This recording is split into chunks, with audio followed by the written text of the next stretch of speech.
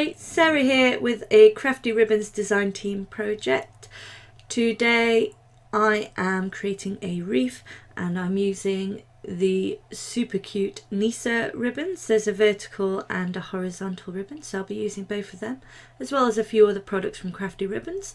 I'll leave a link to the shop as well as which products I use in the description box at the bottom, as well as a link to the Crafty Ribbons Facebook page where you can enter the competition. All you have to do is create any crafty project using ribbons and post a photo of it in the group, and you could win £15 worth of ribbons.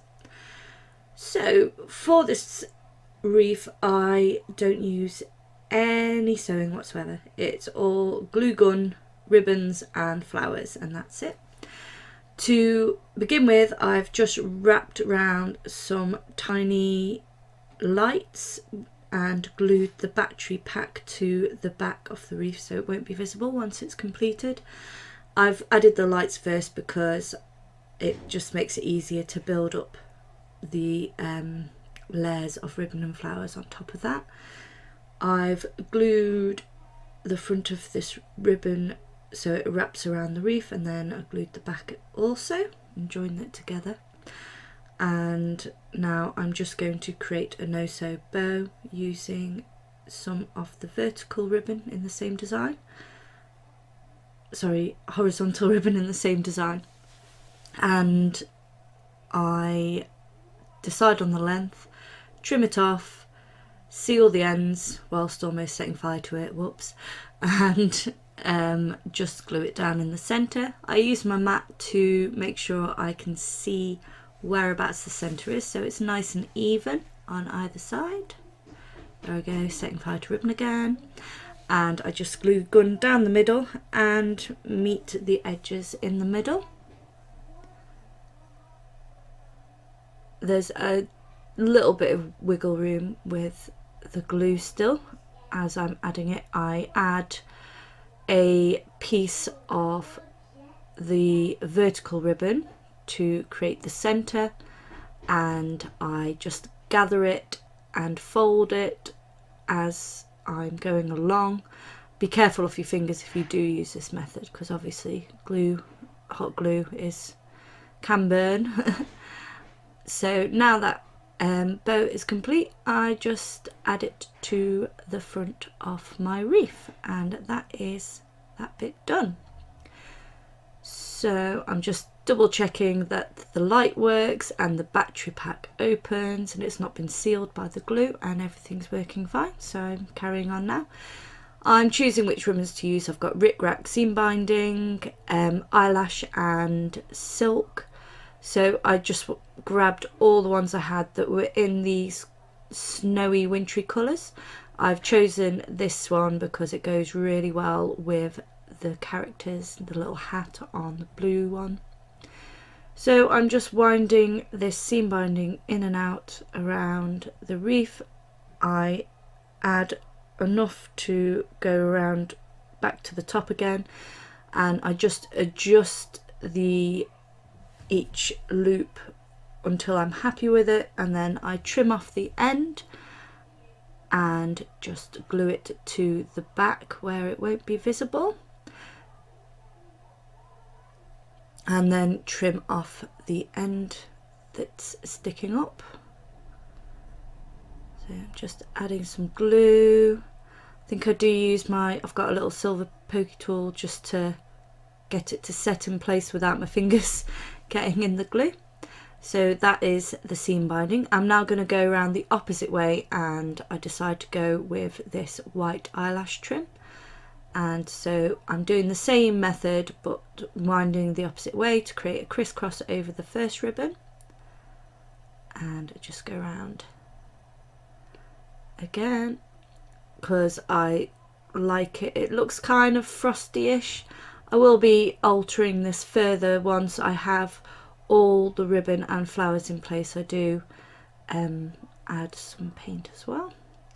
So as you can see, I've just wound that round and round, trimmed off the end, glued it in place, made sure that all my pieces are nicely evenly spread out. And now I've just turned it on again just to have another look at the pretty lights. So it's looking good so far.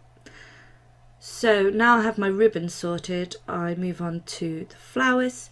These are all paper flowers, and all I do is trim off the stems to them. You could leave the stems on and just wind them round something thin like a needle or a pokey tool and create a nice spirally stem to them, but I just cut mine off, except for the roses which are on either end of my flower cluster, which I leave the stems on for those so that they just sort of hang around the edges. Now I've done a bit of a dry run of where I want the flowers to go. I'm just adding a little dot of glue with my glue gun to the base of each flower and just adding them in. I'm varying the colours. I've got aqua, blue and creamy white, and I'm just varying the colours and the type of flower as I'm going around to make it a bit more interesting than just the same rose all the way around. So I'm just mixing things up a bit and working out which goes where. I'm also making them larger to the centre and smaller towards the edge with the little rose buds on either end. Once I've completed this cluster, I do add a second cluster up at the top towards the bow just to balance it out. I could have gone with, say, a butterfly or another embellishment instead, but it needed something up there just to kind of balance it out, I think. In hindsight, I would have gone for smaller flowers at the top. I do feel like it is a bit heavy, but I still think it looks pretty. It's just, I guess, one of those things. I might have gone a little smaller with the flowers at the top part. So that is my flowers done. So next up, I'm going to mute the entire wreath and cover the whole thing in a little bit of white acrylic paint. So I go over all the flowers, I go over the actual wreath, and I go over the seam binding ribbon. I do, however, leave the Nisse ribbon, if I'm pronouncing that correctly, because it's already a snowy scene and I want that to stand out and pop. But everything else I'm now blending together so that all the different shades of blue work really well together, and the blue ribbon doesn't look too bold. It's like muted down with just a little bit of acrylic paint all over. So I do the first bit on camera and then I switch it off and just finish the rest off camera. It does take a little while to do this, but it doesn't require a lot of concentration. You just have to make sure you don't miss any patches or anything. So there we go, I've added white over the whole of the wreath so the whole thing blends together a lot better. I go over the leaves a lot as well because the leaves are very green and I wanted it and I felt like they needed muted down quite a lot. And because it's a nice snowy wreath, I do add some white glitter paper snowflakes that are punched out from a Martha Stewart punch that I've had for years and years and years. And I'm just using some glossy accents to glue these onto the wicker wreath. Because they're paper, they glue really easily. They don't need anything more like stronger to get them to work.